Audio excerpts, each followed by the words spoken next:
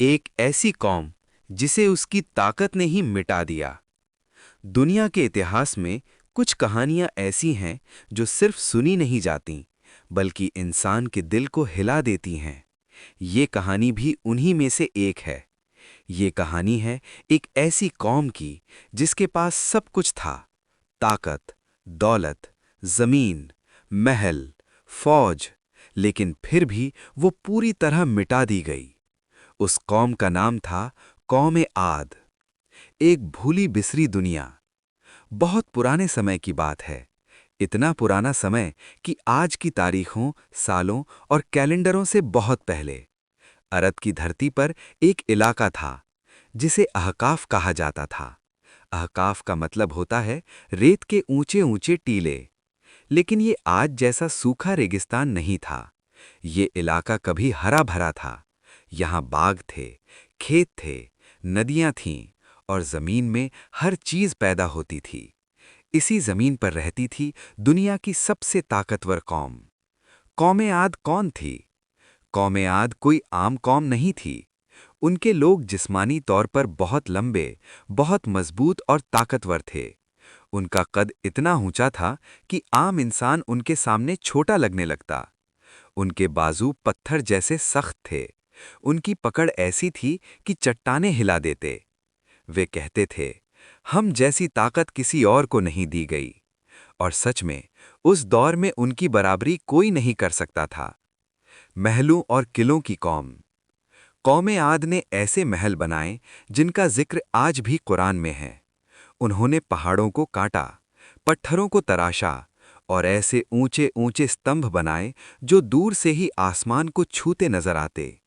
उनके शहरों में चौड़ी सड़कें, ऊंचे दरवाजे और मजबूत दीवारें थीं। वे कहते थे, हमारे किले कभी गिर नहीं सकते। दौलत और ऐशो आराम। उनके पास दौलत की कोई कमी नहीं थी। सोना, चांदी, मवेशी, खेती, अनाज, हर चीज भरपूर थी। वे ऐशो आराम में डूबे रहते। खाना, पीना, खेल तमाशे, नाच गाना उनकी जिंदगी का हिस्सा बन चुका था। लेकिन इसी ऐश ने उन्हें अंधा कर दिया था। शुक्र की जगह गुरूर। जब इंसान के पास सब कुछ आ जाता है तो या तो वो शुक्र करता है या गुरूर। कौम आद ने शुक्र की जगह गुरूर चुना। वे कहते थे, ये सब हमने अपनी ताकत से बनाया है। उन्होंने अल्लाह को भुला दिया। बुतों की पूजा। कौम आद पत्थरों के बुत बनाती, उन बुतों को सजाती, उनके सामने झुकती, उनसे मदद मांगती। हालांकि वे बुत न सुन सकते थे, न देख सकते थे, न किसी की मदद कर सकते थे, फिर भी कौम आद उन्हीं को अपना भगवान मानती थी। सच बोलने वाला इंसान। ऐसे माहौल में अल्लाह ने एक इंसान को चुना। उनका नाम था हजरत हूद अलैहिस्सलाम। वे उसी कौम से थे, उसी जमीन पर पले बढ़े थे। अल्लाह ने उन्हें नबी बनाया ताकि वे अपनी कौम को सीधा रास्ता दिखाएं। पहली आवाज। हजरत हूद अलैहिस्सलाम ने अपनी कौम को बुलाया। उन्होंने नरमी से कहा, ऐ मेरी कौम, सिर्फ एक अल्लाह की इबादत करो, उसके सिवा कोई पूजने लायक नहीं। जो कुछ तुम्हारे पास है वो अल्लाह की देन है। गुरूर मत करो, जुल्म मत करो, अल्लाह से डर जाओ। हंसी और मजाक। कौम आद हंसने लगी। कुछ लोग बोले, हूद, तुम हमें हमारे देवताओं से रोकना चाहते हो। कुछ बोले, हमारे बाप दादा यही करते आए हैं। कुछ ने कहा, अगर तुम्हारा अल्लाह सच्चा है तो हमें सजा क्यों नहीं देता। वे हंसते रहे, मजाक उड़ाते रहे। झूठे इल्जाम। हजरत हूद अलैहिस्सलाम पर इल्जाम लगाए गए। किसी ने कहा, ये पागल है। किसी ने कहा, ये झूठा है। किसी ने कहा, इस पर किसी देवता का साया है। लेकिन हजरत हूद अलैहिस्सलाम डरे नहीं। चेतावनी। उन्होंने कहा, मैं तुमसे कोई बदला नहीं चाहता, मैं तुमसे कोई दौलत नहीं चाहता, मैं सिर्फ तुम्हारा भला चाहता हूं। अगर तुम न माने तो अल्लाह का अजाब आएगा।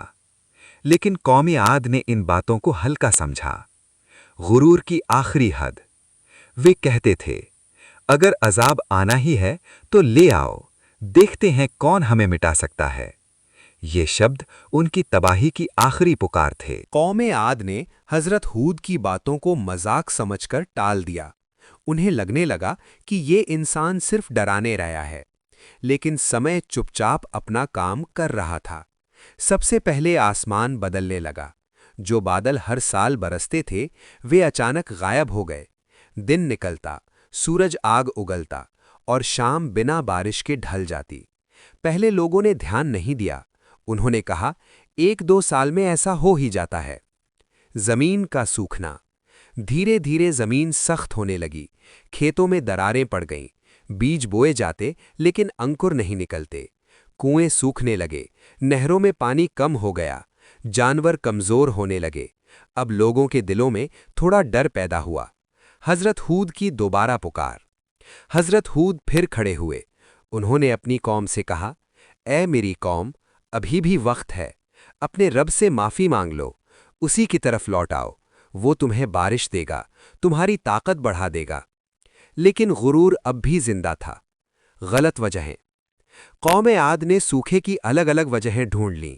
किसी ने कहा, देवता नाराज हैं, ज्यादा कुर्बानी दो। किसी ने कहा, ज्यादा पानी जमा करो। किसी ने कहा, हमें और मजबूत किले बनाने चाहिए। लेकिन किसी ने ये नहीं कहा कि हमें अल्लाह के सामने झुकना चाहिए। गुरूर भरी बातें। उनके सरदार बोले, हमारी ताकत देखो, हमारी इमारतें देखो। अगर आसमान से कुछ भी आया तो हम झेल लेंगे। यही सोच उन्हें अंधे कुएं की तरफ ले जा रही थी। 3 साल का सूखा। सूखा एक दिन में नहीं गया। 3 साल तक बारिश नहीं हुई। 3 साल तक आसमान बंद रहा। 3 साल तक लोग उम्मीद करते रहे और निराश होते रहे। अब हालत बदतर हो चुकी थी। आखिरी उम्मीद। आखिरकार कौम आद ने तय किया कि एक प्रतिनिधि दल दूर के इलाके में भेजा जाए। शायद वहां से बारिश के लिए कोई संकेत मिले। लोगों ने कहा, अगर बादल दिखा तो समझेंगे कि राहत आने वाली है। वो काला बादल। एक दिन दूर आसमान में एक घना काला बादल दिखाई दिया। ये बादल आम बादलों जैसा नहीं था। ये भारी था, डरावना था और तेजी से बढ़ रहा था। लोगों में खुशी की लहर दौड़ गई। झूठी खुशी। लोग चिल्लाने लगे, देखो, आखिरकार बारिश आ गई। बच्चे खुश हो गए। औरतें बाहर निकल आईं। मर्द आसमान की तरफ देखने लगे। उन्हें लगा कि अब सब ठीक हो जाएगा। हजरत हूद का डर। लेकिन हजरत हूद का चेहरा पीला पड़ गया। उन्होंने कहा, यह बारिश नहीं है, ये वही अजाब है जिसकी तुम जल्दी मचा रहे थे। ये बादल रहमत का नहीं, तबाही का बादल है। हंसी फिर शुरू। कौम आद फिर हंस पड़ी। उन्होंने कहा, देखो, डर फिर शुरू हो गया। हमें तो ठंडी हवा चाहिए थी, अब आ ही गई। पहली हवा। अचानक हवा चलनी शुरू हुई। पहले ये हल्की थी। लोगों ने कहा, वाह, कितनी ठंडी हवा है। लेकिन कुछ ही पलों में हवा तेज हो गई। रेत उड़ने लगी, आंखों में चुभने लगी। हवा का बदलना। ये हवा आम हवा जैसी नहीं थी। ये सीटी बजाती हुई चल रही थी। इसमें एक डरावनी आवाज थी। लोगों के दिल बिना वजह तेज धड़कने लगे। पहली रात। रात होते होते हवा और तेज हो गई। तंबू उड़ गए, पेड़ उखड़ने लगे, लोग अपने घरों में छुपने लगे। लेकिन ये हवा घर की दीवारों को भी नहीं छोड़ रही थी। दहशत की शुरुआत। बच्चे रोने लगे, औरतें चिल्लाने लगीं, मर्द दरवाजे पकड़कर खड़े हो गए। किसी को समझ नहीं आ रहा था कि हो क्या रहा है। हजरत हूद की निजात। हजरत हूद और जो थोड़े से लोग उन पर ईमान लाए थे, अल्लाह की हिफाजत में थे। हवा उनके लिए नर्म थी। पहली लाशें। सुबह हुई। लोग बाहर निकले। कुछ लोग जमीन पर गिरे पड़े थे। उनकी गर्दनें टूटी हुई थीं, हड्डियां बिखरी हुई थीं। लोग डर गए, लेकिन गुरूर जिंदा। फिर भी कुछ लोग बोले, ये तो हादसा है, तूफान अपने आप रुक जाएगा। अजाब का ऐलान। लेकिन ये तो सिर्फ शुरुआत थी। अभी 7 रातें और 8 दिन बाकी थे। पहली रात के बाद लोगों को उम्मीद थी कि सुबह सब ठीक हो जाएगा। लेकिन जब दूसरी रात आई तो हवा ने अपना असली चेहरा दिखाया। ये हवा अब ठंडी नहीं रही, ये बर्फ जैसी सर्द थी और छुरे जैसी तेज। जब ये किसी इंसान से टकराती तो उसकी सांस रुक जाती। लोग महसूस करने लगे कि ये कोई आम तूफान नहीं है। घर भी बेकार हो गए। लोग मजबूत घरों में छुप गए। वे कहते थे, हमारे महल कभी नहीं गिरते। लेकिन हवा दरवाजों से घुस आई, खिड़कियां तोड़ दीं, दीवारों में दरारें डाल दीं। पत्थर के भारी दरवाजे ऐसे उखड़ गए जैसे लकड़ी के हों। लोग हवा में उठने लगे। तीसरे दिन हवा और ज्यादा भयानक हो गई। अब ये सिर्फ चीजें नहीं, इंसानों को भी उठाने लगी। लंबे, ताकतवर जिस्म हवा में उछलने लगे। लोग चीखते, हवा उन्हें ऊपर ले जाती और फिर जमीन पर दे मारती। हड्डियों के टूटने की आवाज हवा की आवाज में दब जाती। कुरान बताता है कि कौमे आद के लोग ऐसे गिर पड़े जैसे कटे हुए खजूर के तने। उनकी लंबी देह जमीन पर पड़ी थी, बिल्कुल बेजान था। और पांचवा दिन, अब पूरा इलाका एक डरावना मैदान बन चुका था। रेत के तूफान आंखों को अंधा कर रहे थे। कोई किसी को देख नहीं पा रहा था, कोई किसी की आवाज नहीं सुन पा रहा था। लोग एक दूसरे को पुकारते, लेकिन जवाब नहीं आता।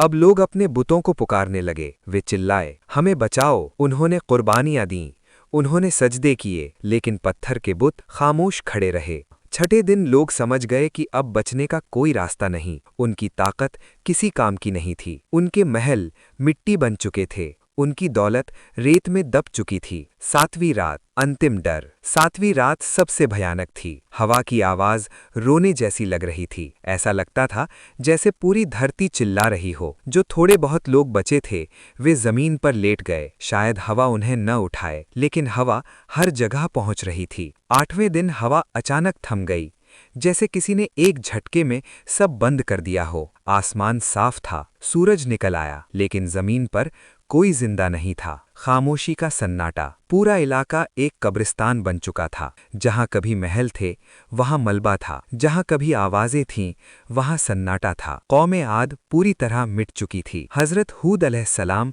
और जो लोग ईमान लाए थे, अल्लाह ने उन्हें बचा लिया। उन पर हवा रहमत बनकर चली। आठवां दिन गुजर चुका था। हवा थम चुकी थी। आसमान बिल्कुल साफ था। सूरज ऐसे चमक रहा था जैसे कुछ हुआ ही ना हो। लेकिन जमीन पर हर चीज बदल चुकी थी। जहां कभी जिंदगी थी वहां मौत थी। जहां कभी आवाजें थीं वहां खामोशी थी। मरे हुए शहर। हजरत हूद अलैहिस्सलाम और ईमान वाले लोग आहिस्ता आहिस्ता अपने ठिकानों से बाहर निकले। उन्होंने जो देखा वो रूह कंपा देने वाला था। पूरे शहर टूटे हुए पड़े थे। महल रेत में आधे दब चुके थे। ऊंचे ऊंचे स्तंभ जमीन पर गिरे हुए थे। इंसानों के जिस्म, कौमे आद के लोग जहां थे वहीं पड़े थे, कुछ उल्टे कुछ सीधे। उनके लंबे जिस्म ऐसे लग रहे थे जैसे किसी ने खजूर के पेड़ काटकर जमीन पर फेंक दिए हों। किसी के चेहरे पर हैरानी थी, किसी के चेहरे पर डर जमा हुआ था। वो घमंड जो अब मिट्टी था। यही वे लोग थे जो कहते थे, हमसे ज्यादा ताकतवर कौन है। आज उनकी ताकत मिट्टी में मिल चुकी थी। उनके हथियार रेत में दबे थे। उनकी दौलत किसी काम की नहीं थी। ईमान वालों की आंखें नम। ईमान वालों की आंखों में आंसू थे। वे खुश नहीं थे। वे जानते थे कि ये सजा गलत कामों का नतीजा थी। हजरत हूद ने कहा, ये तुम्हारे रब का फैसला है। उसका फैसला कभी जुल्म नहीं होता। अल्लाह का इंसाफ। अल्लाह ने किसी पर अचानक अजाब नहीं भेजा। पहले नबी भेजा, फिर समझाया, फिर चेतावनी दी। लेकिन जब गुरूर हर हद पार कर गया तो इंसाफ आया। कौमे आद में बहुत ही कम लोग ईमान लाए थे। वे सब बचा लिए गए। उन्होंने अपनी पुरानी जिंदगी पीछे छोड़ दी। अब उनके लिए ये जगह एक डरावनी याद बन चुकी थी। हजरत हूद अलैहिस्सलाम अपने साथ ईमान वालों को लेकर दूसरी जमीन की तरफ चले गए। उन्होंने फिर से सादगी से जिंदगी शुरू की। उनके पास महल नहीं थे, लेकिन सुकून था। समय बीता गया, साल सदियां बन गए। लोग आते रहे, लोग जाते रहे, लेकिन अहकाफ की रेत सब कुछ याद रखती रही। आज भी वो रेत गवाही देती है कि ताकत घमंड बन जाए तो तबाही तय है। ये कहानी सिर्फ कौमे आद की नहीं है। ये हर उस इंसान के लिए है जो अपनी ताकत पर इतराता है, जो समझता है कि वो किसी का मोहताज नहीं। आज इंसान के पास ऊंची इमारतें हैं, बड़ी मशीनें हैं, हथियार हैं, टेक्नोलॉजी है, लेकिन दिल पहले से ज्यादा कमजोर है। गुरूर पहले से ज्यादा है। कुरान में ये कहानी इसीलिए नहीं बताई गई कि सिर्फ पढ़ी जाए, ये इसीलिए बताई गई कि इससे सबक लिया जाए। अल्लाह कहता है, क्या तुमने उन लोगों का हाल नहीं देखा जो तुमसे पहले थे? कौमे आद की कहानी हमें सिखाती है, ताकत अल्लाह की अमानत है, गुरूर सबसे बड़ा दुश्मन है, चेतावनी को मजाक समझना तबाही है, ईमान ही असली बचाव है। आज भी ये कहानी एक सवाल पूछती है, अगर आज कौमे आद जैसी सजा आए तो हम कहाँ खड़े होंगे? रेत आज भी मौजूद है, कौम नहीं, महल टूट गए, नाम मिट गया, लेकिन कहानी आज भी जिंदा है। और ये कहानी कहती है, जो अपने रब को भूलता है वो खुद को भी खो देता है। तूफान के बाद समय रुका नहीं, दिन बीते, महीने गुजरे और फिर साल। कौमे आद का नाम धीरे धीरे जिंदा लोगों की जबान से उतर गया, लेकिन जमीन की याददाश्त से नहीं। रेत ने सब कुछ ढक लिया, मगर कहानी को नहीं। दूसरी कौमें, वही भूल। कौमे आद के बाद दूसरी कौमें आईं। उन्होंने अहकाफ की वीरानी देखी, टूटे हुए स्तंभ देखे, बिखरे हुए पत्थर देखे। कुछ लोग डर गए, कुछ ने सबक लिया, लेकिन ज्यादातर ने कहा, ये तो पुराने जमाने की बातें हैं। इंसान की सबसे बड़ी कमजोरी, इंसान की सबसे बड़ी कमजोरी ये नहीं कि वो कमजोर है, बल्कि ये है कि वो अपने आप को बहुत मजबूत समझने लगता है। कौमे आद भी यही समझती थी। वे कहते थे, हमारी इमारतें गिर नहीं सकती, हमारी ताकत कोई नहीं तोड़ सकता, हम सुरक्षित हैं। लेकिन वे एक बात भूल गए थे, अल्लाह की ताकत। कुरान की खामोश गवाही। कुरान इस कहानी को बार बार दोहराता है, इसलिए नहीं कि डर फैलाया जाए, बल्कि इसलिए कि इंसान जाग जाए। क्योंकि अल्लाह का अजाब अचानक नहीं आता, वो पहले समझाता है, फिर चेतावनी देता है, फिर मोहलत देता है। लेकिन जब इंसान हर निशानी को नकार देता है तो इंसाफ उतरता है। हजरत हूद अलैहिस्सलाम की आखिरी सीख। रिवायतों में आता है कि हजरत हूद अलैहिस्सलाम ने जाते जाते अपने साथियों से कहा, कभी भी अपनी ताकत पर घमंड मत करना, कभी भी अपने रब को मत भूलना। जिस दिन इंसान अपने आप को सब कुछ समझ लेता है, उसी दिन वो खाली हो जाता है। आज का इंसान और कौमे आद। आज का इंसान आसमान को छूती इमारतें बनाता है, समंदरों पर पुल बनाता है, आग को काबू करता है, हवा से बातें करता है। आज का इंसान भी कहता है, हम बहुत आगे निकल गए हैं। लेकिन क्या ये आवाज कौमे आद की आवाज से अलग है? ताकत का नशा। ताकत का नशा शराब से ज्यादा खतरनाक होता है। ये इंसान की आंखें धीरे धीरे बंद कर देता है। वो जुल्म को सही समझने लगता है, वो गलत को ताकत मानने लगता है, वो चेतावनी को मजाक समझता है। यही नशा कौमे आद को भी ले डूबा था। रेत आज भी पूछती है, अहकाफ की रेत आज भी एक सवाल पूछती है, क्या तुमने सबक लिया? वो टूटे हुए पत्थरों से पूछती है, वो गिरी हुई दीवारों से पूछती है, वो खामोश आसमान से पूछती है, लेकिन सबसे ज्यादा वो इंसान के दिल से पूछती है। अगर आज हूद अलैहिस्सलाम आए, सोचिए, अगर आज हजरत हूद अलैहिस्सलाम हमारे बीच आए, अगर वे कहें, गुरूर छोड़ दो, जुल्म छोड़ दो, अपने रब की तरफ लौट आओ, तो क्या हम सुनेंगे? या हम भी वही कहेंगे जो कौमे आद ने कहा था, अजाब सिर्फ हवा नहीं होता, हर अजाब तूफान की शक्ल में नहीं आता। कभी ये दिलों की सख्ती बन जाता है, कभी सुकून छिन जाता है, कभी रिश्ते टूट जाते हैं, कभी बरकत उठ जाती है और इंसान समझता है सब ठीक है। असल कामयाबी ऊंची इमारतों में नहीं, भारी ताकत में नहीं, ज्यादा दौलत में नहीं, असल कामयाबी झुके हुए दिल में है, साफ नीयत में है और अल्लाह के सामने सर झुका देने में है। कौमे आद की आखिरी पहचान। आज कौमे आद किसी नक्शे पर नहीं मिलती, उनका कोई झंडा नहीं, कोई राजधानी नहीं, कोई वारिस नहीं। उनकी पहचान सिर्फ एक कहानी है, एक चेतावनी, अंतिम सबक। ये कहानी डराने के लिए नहीं है, ये कहानी जगाने के लिए है। ये कहती है, ताकत मिल जाए तो शुक्र करो, चेतावनी मिले तो रुक जाओ, और जब सच सामने हो तो इनकार मत करो। अंतिम पंक्तियां। रेत आज भी है, आसमान आज भी है, हवा आज भी चलती है, लेकिन कौमे आद नहीं है, क्योंकि जो अपने रब के सामने नहीं झुकता वो वक्त के सामने मिट जाता है।